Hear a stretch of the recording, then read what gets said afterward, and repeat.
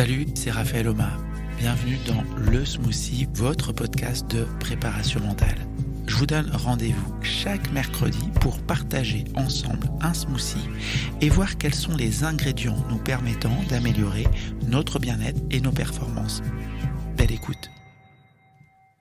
Salut les smoothers et les smootheuses, je vous souhaite en pleine forme. Aujourd'hui, on se retrouve pour le 202e épisode du smoothie.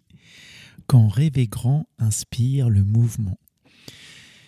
Écoutez, en fait, après le 201e épisode dans lequel on parlait de la direction est plus importante que la vitesse, j'ai voulu conserver cette métaphore à peine voilée la première fois du Vendée Globe. J'espère que vous l'avez sur le à peine voilé. On va poursuivre dans cet épisode donc sur cette métaphore du Vendée Globe. Et vous allez voir cette fois-ci de quelle manière, quand rêver grand inspire le mouvement. On peut trouver bien entendu des inconvénients à rêver grand, à avoir trop la tête dans les étoiles et pas assez les pieds sur terre. Je trouve que rêver grand a pour autant de nombreux avantages. Premier avantage, c'est qu'il nous met justement des étoiles dans les yeux ou la tête dans les étoiles. Il nous met des papillons dans le ventre.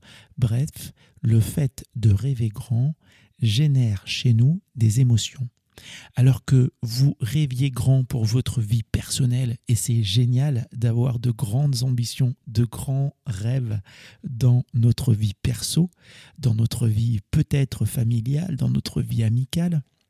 C'est génial aussi de rêver grand, peut-être au niveau de nos loisirs. Alors je vais remettre dans la vie perso, de rêver grand peut-être dans un sport, dans votre activité sportive ou alors même dans votre vie professionnelle. Rêver grand, ça peut nous inciter, avec ces émotions, à passer à l'action, à avoir du mouvement. Je l'ai déjà dit plusieurs fois, mais émotion, la racine du mot émotion, c'est movere, comme motivation, et donc il y a du mouvement. Donc l'intérêt de rêver grand, ça génère des émotions, et ces émotions me mettent en action, me mettent en mouvement. Ce passage à l'action, il peut être petit. Ça peut être des petits pas. Je ne sais pas si vous vous rappelez, on avait eu par exemple Robin, un entrepreneur, qui nous expliquait comment quotidiennement il venait s'évaluer sur des petites actions, sur des toutes petites actions, mais qui lui permettent d'être en meilleure forme, qui lui permettent de réaliser certaines actions dans sa journée. Alors certains vont parler de routine, d'autres détestent ce terme de routine, mais en tout cas, ça va lui permettre d'avoir un cadre. Même si on rêve grand, ça ne veut pas dire qu'on ne va pas agir quotidiennement, petitement, mais de cette manière avancée. Le fait de rêver grand va aussi nous permettre bien souvent d'élaborer un plan. Alors c'est vrai qu'au départ, en rêvant grand, on est plutôt dans l'émotion. Et puis en passant un petit peu à l'action, on va rentrer dans le concret. On va vouloir peut-être rationaliser notre temps, notre énergie, nos ressources, et donc mettre en place un plan. Donc là aussi, je vois un intérêt à rêver grand.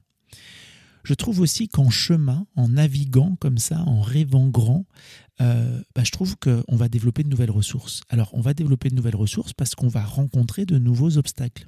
La difficulté, justement, va arriver forcément. Si on rêve grand, si on a de grandes ambitions, même encore une fois pour des projets personnels, on n'est pas que sur du professionnel, on va rencontrer des obstacles, on va rencontrer des difficultés. Bien souvent même des difficultés auxquelles nous n'avions pas pensé. Moi, je me rappelle m'être dit une fois, alors qu'on était sur un projet qui était pour nous, à notre âge, à ce moment-là, quand moi j'avais 25 ans et Claire 22, me dire « Ah tiens, si on avait su que ça allait être si compliqué, on ne l'aurait pas fait. » Mais du coup, voilà, on avait rêvé grand pour nous, à notre niveau. Et donc, forcément, on a rencontré des problématiques auxquelles on n'avait pas pensé. Et mine de rien, grâce à ces problématiques, ça je le dis avec le recul, mais grâce à ces problématiques, on avait développé de nouvelles ressources. Et donc, finalement, c'est encore une suite de notre croissance personnelle. On continue d'apprendre, de grandir et donc de s'enrichir personnellement. On a développé nos ressources. Je trouve aussi qu'en naviguant, en évoluant, en ayant ces nouvelles problématiques, au-delà de nouvelles ressources personnelles, on a aussi de nouvelles ressources interpersonnelles, relationnelles.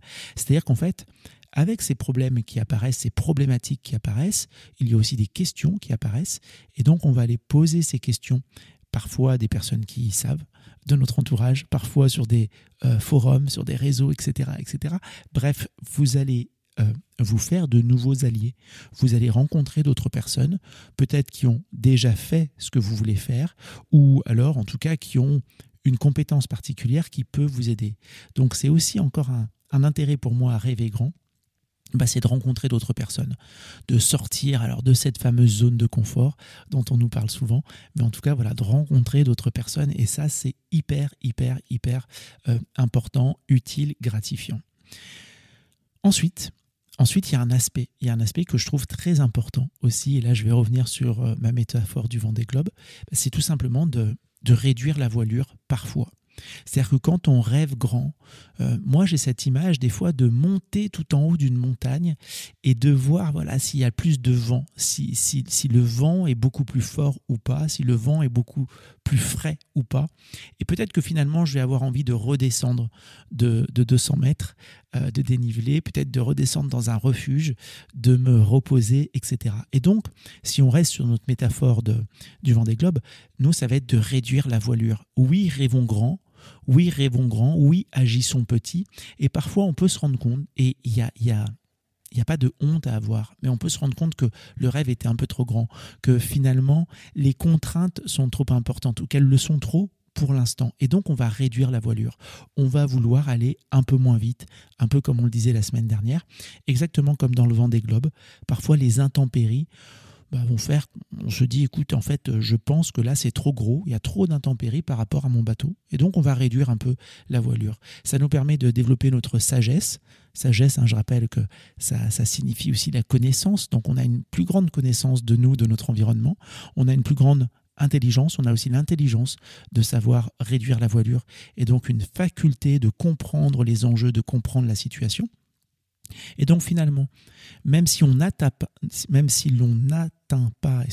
notre rêve grand, on avance et on développe de nouvelles connaissances. Donc je trouve vraiment qu'il est utile de rêver grand, que rêver grand peut nous permettre de passer à l'action, et puis ça nous permet de mieux nous connaître, de tirer des leçons, des enseignements, des apprentissages qui vont nous être utiles, et qui peuvent être utiles aussi à des personnes de notre entourage. J'espère vraiment que ce 202e épisode du Smoothie vous aura plu. Les amis, n'hésitez pas à le partager et je vous dis à très bientôt. Salut. Merci d'avoir écouté cet épisode jusqu'au bout. Ce smoothie vous a plu? Alors partagez-le avec des proches ou mettez-nous la note de 5 étoiles sur votre plateforme d'écoute. Et si vous le souhaitez, poursuivons la dégustation de smoothie ou échangeons sur les réseaux. Je serai ravi d'avoir vos retours et vos questions.